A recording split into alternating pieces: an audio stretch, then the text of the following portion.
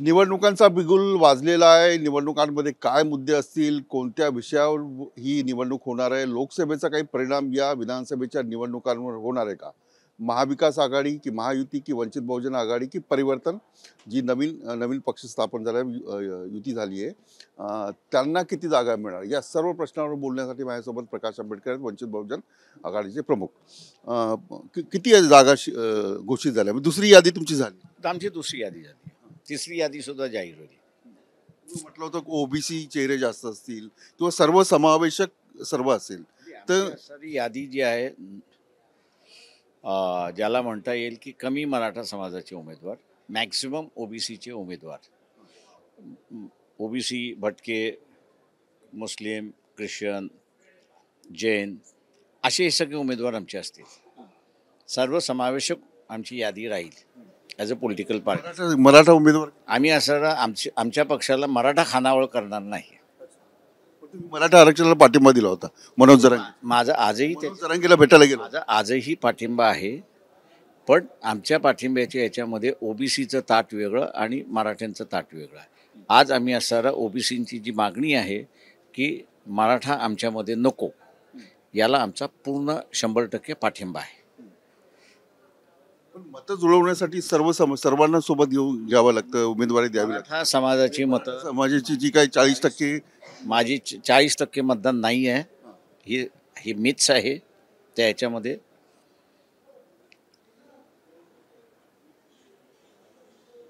मराठा समाजाची मतं ही मराठाच उमेदवाराला जातात, ती इतर कोणाला जात नाही.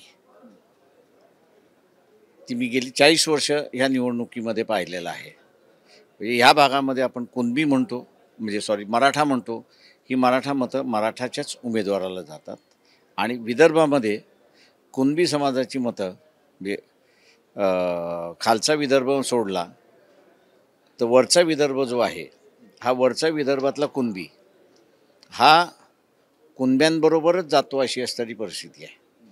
कुठलाही ओबीसी उमेदवार असेल, SC ST असेल, त्याला जातच नाही. आणि म्हणून आपण बघत असाल की धानोरकरबाई जे निवडून आल्या खासदारकीमध्ये,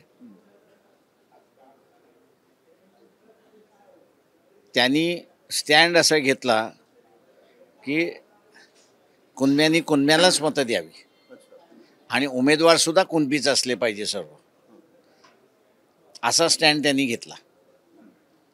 त्याच्यामुळे जो मराठ्याचा स्टँड या ठिकाणी असतो की मराठा उमेदवारालाच मतदान द्यायचं, दुसरं कोणालाच द्यायचं नाही, तोच स्टँड चंद्रपूर, भंडारा, गोंदिया, नागपूर इथला असणारा कुणबी घेतो की कुणबीलाच मतदान द्यायचं, अशी असते. का होतं असं? म्हणजे लोकशाहीमध्ये तर उमेदवाराला पाहून मतदान केलं पाहिजे ना, की त्याची जात आणि धर्म पाहून. यांचं ठरलेलं आहे, मराठ्यांचं ठरलेलं आहे की मराठीशिवाय दुसरं कोणाला मतदान द्यायचं, बदलणार नाही, ते बदलणार नाहीत. आणि तीच असणारी परिस्थिती. मनोज जरांगेला पाठिंबा देऊनही बदलणार नाही बदलणार. याचं कारण आहे की मनोज जरांगेंनी जे मागच्या लोकसभेमध्ये त्यांना पाठिंबा देणाऱ्याला त्यांनी कुठं पाठिंबा दिला? त्यांनी तिथल्या मतदारसंघामध्ये ज्यांना पाठिंबा दिला नाही त्यालाच असताना मतदान द्यायला सांगितलं. त्याच्यामुळे जरांगे पाटीलसुद्धा दुर्दैवाने आम्हाला असं वाटत होतं की रयतेतल्या मराठ्याचा प्रतिनिधी होईल, पण रयतेतल्या मराठ्यांना त्यांनी एकत्र केलं, पण ते एकत्र करून त्यांनी असं निजामी मराठीच्या झोळीमध्ये टाकले. आता बघूया, लोकसभेमध्ये मजबुरी होती असं म्हणत होतात, विधानसभेमध्ये ते लढतात आहेत का हे बघणं महत्त्वाचं आहे. ते जर लढले तर ते शरद पवारांचे नाहीत असा स्टॅम्प होईल, ते जर लढले नाहीत तर शरद पवारांचे आहेत असंच तिथं स्टॅम्प लागणार आहे. मनोज जरांगे पाटील उमेदवार उभे करतात, त्यांच्या मुलाखती सुरू आहेत. आता मला सांगा, त्यांनी असं म्हटलं होतं की ओबीसी, तर आमचं स्वागत आहे, ओबीसींना पाडणार असं त्यांनी म्हटलं. मग मागच्या वेळेला म्हटलं होतं. असे पाडापाडीचे राजकारण चालतं, त्याच्याबद्दल काही हे नाही आहे. त्याच्यामुळे ते नवीन आहे असं मी त्या ठिकाणी मानत नाही. उद्या असणारा जरांगे पाटील असणारा मराठ्यांचाच प्रचार करेल, हेही आम्हाला माहिती आहे. त्या सगळ्या ह्याच्यामध्ये आत्तापर्यंत असणारा हा जो सगळा नॉन मराठा मतदार होता, तो सेक्युलर मतदार होता असं मी त्या ठिकाणी मानतो. त्यांनी जात धर्म बघून मतदान केलं नाही, त्यांनी उमेदवार बघून मतदान केलं. पण दुर्दैवाने ह्या इलेक्शनमध्ये तो सुद्धा अशी भूमिका घेतोय की मी मराठ्याला मतदान करणारच नाही. ओबीसी हे खूप तुम्ही विचारपूर्वक मी पूर्ण विचारपूर्वक बोलतोय आणि मला पूर्ण माहिती असल्यामुळे बोलतोय. ही नि- ही आत्ताची असणारी एक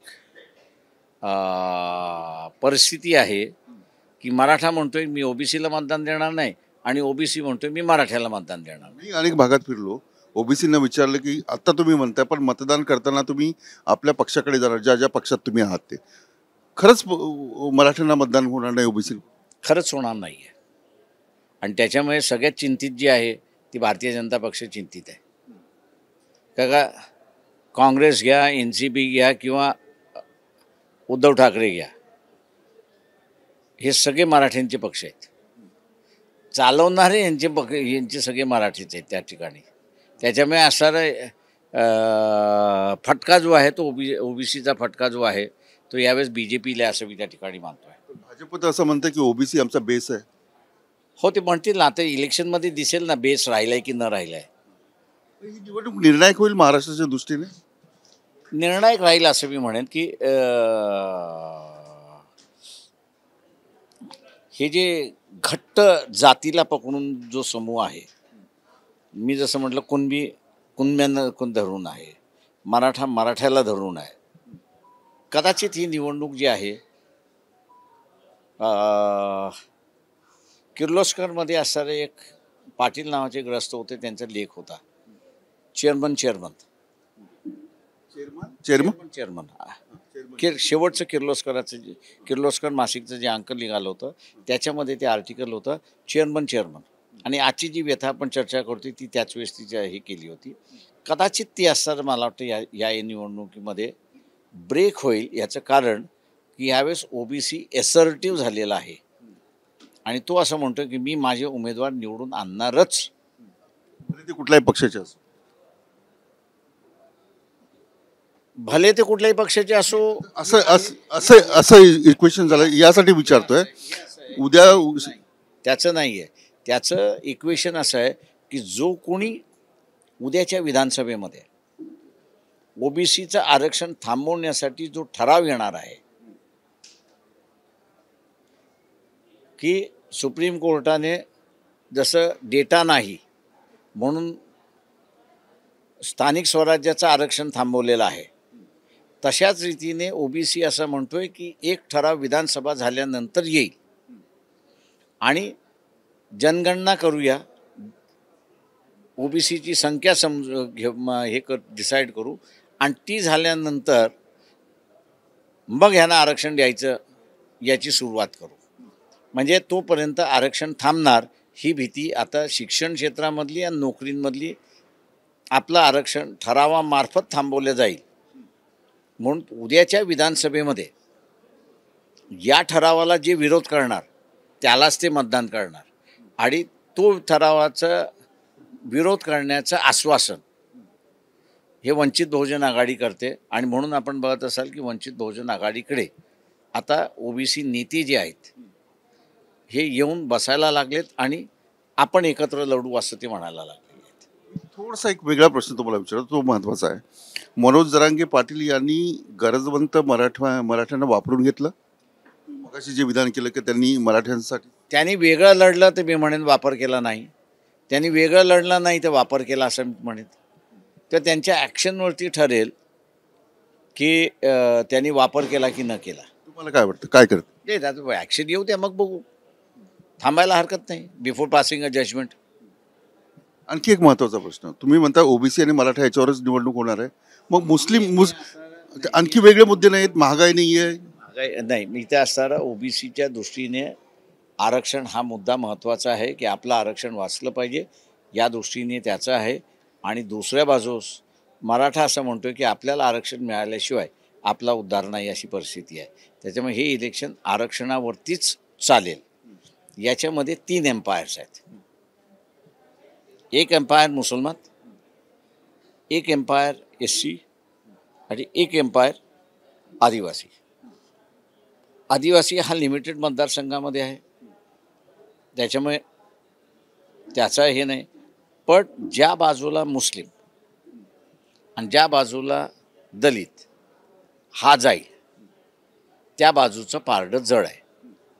आजच्या सिच्युएशनमध्ये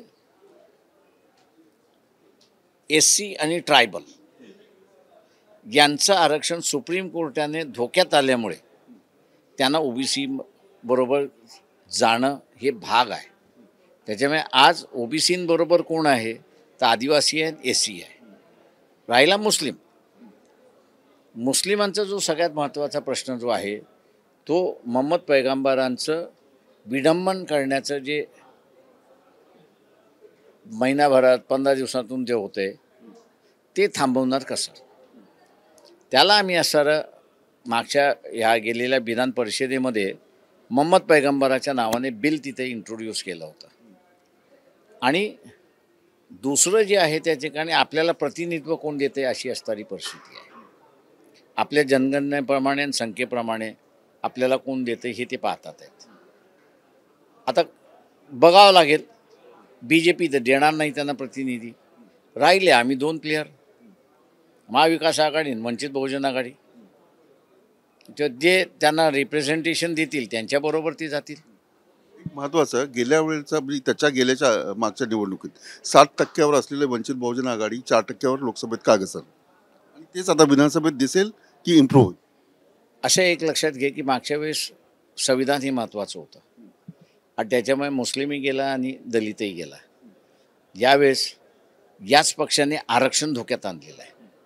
काँग्रेस, राष्ट्रवादी, उद्धव ठाकरे सेना, BJP या सगळ्यांनी असणारं आरक्षण धोक्यात आणलेलं आहे. आणि त्याच्यामुळे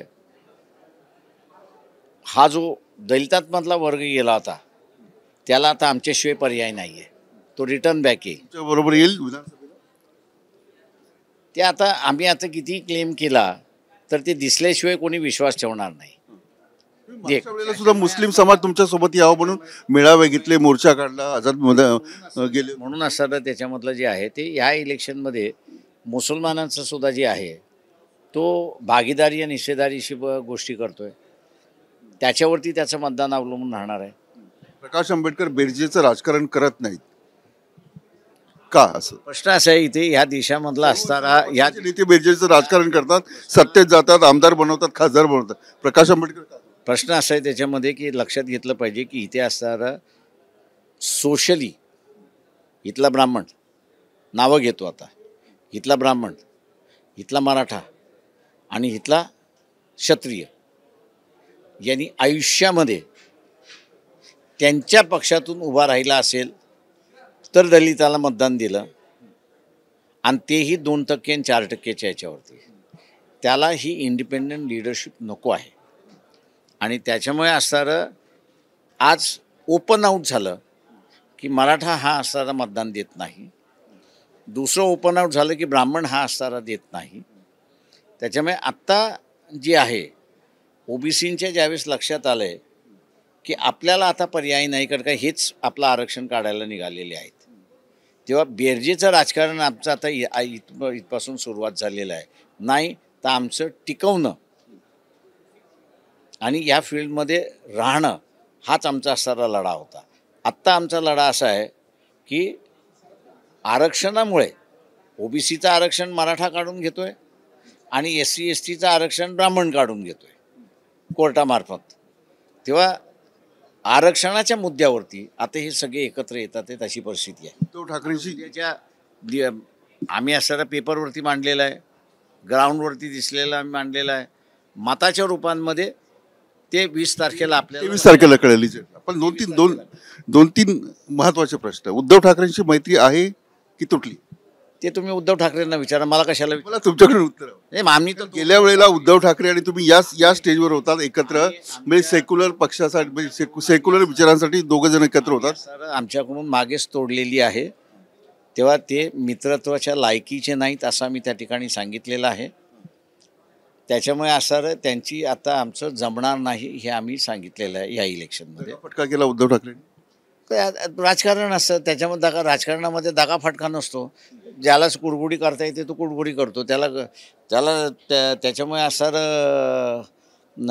व्यक्तिगत दुश्मनी, खानदानी दुश्मनी, आम्हाला फसवलं, तमुक फसवलं, असल्या राजकारणामध्ये आम्ही कधी अडकत नाही. ज्याला जे सोपतं ते तो करतो. त्याच्यामुळे त्यांना असं 22 जागा मिळवण्यासाठी आमचा वापर केला. आम्ही म्हणतो आम्ही फेल झालो, ते पास झाले. त्याच्यामुळे नापास झाले एक्सेप्ट करा ना. छत्रपती संभाजीराजे, राजू शेट्टी आणि बच्चू कडू यांची तिसरी आघाडी आहे. आता मला सांगा, तुमची तिसरी आघाडी आहे की त्यांची आहे? लोक ठरवतील. आम्ही कधी ठरवत नसतो काही, लोक ठरवतात. आम्ही असं जे उभं केलेलं आहे ते आहे, ते तिथे ठरवतील त्याच्यामध्ये. चालेल. एक शेवटचा प्रश्न. शरद पवारांवर तुम्ही जे आरोप केले, 30 वर्षानंतर हे आरोप करण्याचं कारण काय? जी 1990 आणि 2000ची परिस्थिती आहे, ती परिस्थिती पुन्हा उभारताना आम्हाला त्या ठिकाणी दिसते. आणि त्याच्यामुळे पास्ट इतिहास हा शोधल्या गेला नाही, लपवल्या गेला, आणि म्हणून खरं बाहेर आलेलं नाही. आणि म्हणून आत्ताची असणारी परिस्थिती आपल्याला हँडल करता येत नाही अशी असणारी परिस्थिती आहे. काही किऑस चाललेला आहे तो आपल्याला दिसतोय. त्याची चौकशी होऊन ते कोणी केलं, का केलं, कशामुळे केलं, त्याचे खरे प्लेयर्स कोण होते, काय होते ते, आणि आत्ताचे असणारे सेम प्लेयर्स आहेत का, हे तुम्हाला बघणं भाग आहे. बाबा सिद्दीकीच्या हत्येनंतर ते आपल्याला पुन्हा ती परिस्थिती दिसते असं मला बिश्नोईंनी ही हत्या केल्याचं पोलिसांचं म्हणणं आहे तपासामध्ये. मी त्याच्यामध्ये काही शिरत नाही. पोलिसांचं काम आहे, ते पोलिसांचं आहे. थँक्यू. खूप खूप धन्यवाद प्रकाश आंबेडकर. एकूण निवडणुकीच्या निमित्ताने आपले मुद्दे जे आहेत ते मांडत होते. मी ते सांगतो video journalist Siddhesh Vilas Athawale, news state Maharashtra.